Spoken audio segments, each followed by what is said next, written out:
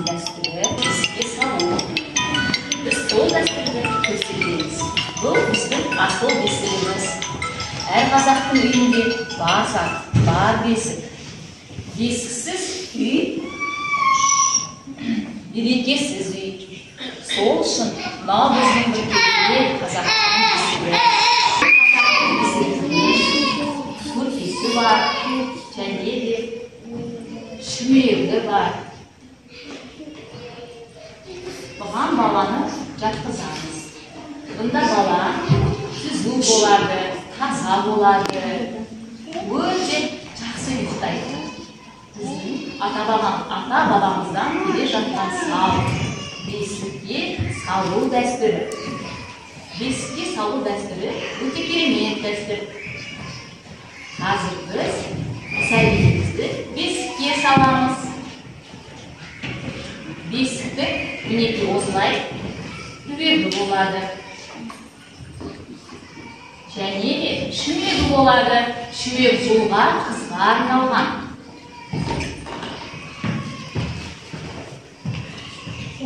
Ал енді бесікке баланы салу үшін бірінші біз өзіміздің қазақы дәстүрлерімізді жасамалайық.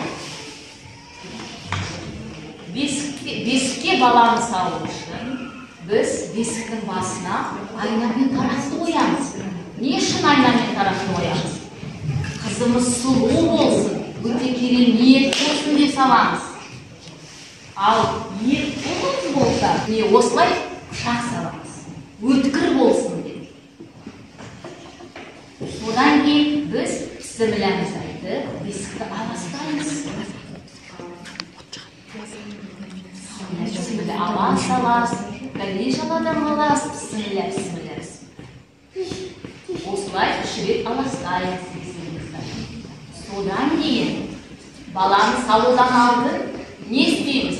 Біздің салт дәстүрімізге қарай не бар бізде? Тыштыма бар. Баламыз тыштыма жоқ па? Тыштыма?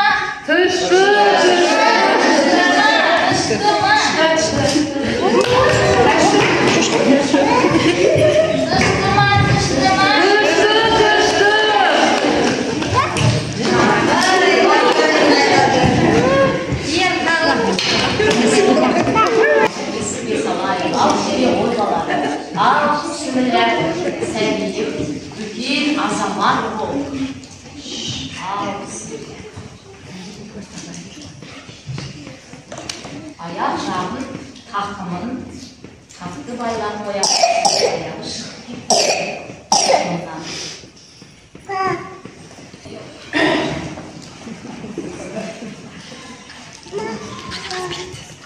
Ал екі қолында қаттығы буып қояды. Бала чошымасын.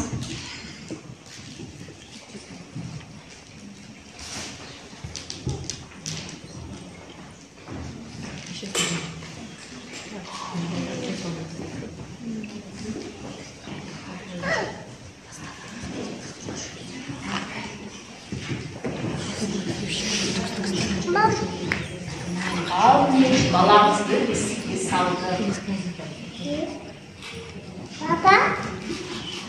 Енді бата береді. Бата десе ол жай жарылқасын бұрғыдай. Ұл менен қызым келгісі осы бесікке сәбидің дауысы шыға береді.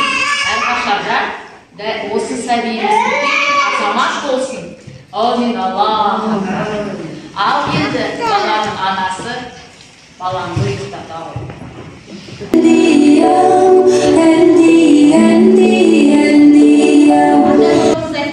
Алты жыл аш болса да өз салтыңды ұмытпа деген. Сондықтан біздің қазір бірінші әжелері ұстау кесе салтын көрсетуге келіп тұр екен. Бұлар келе жатқан балалар біздің ата салтымыз бар.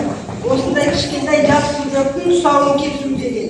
Өмір ұзақ болсын, балалық шағы бақытты болсын деген мәселемен кесіледі.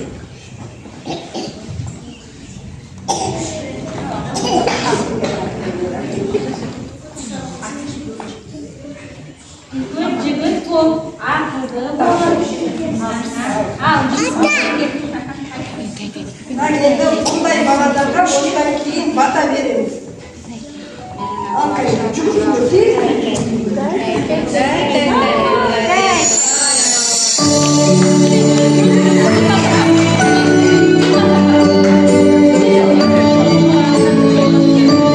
Kesildi, kulağıma, zengin ağırtıp cılama.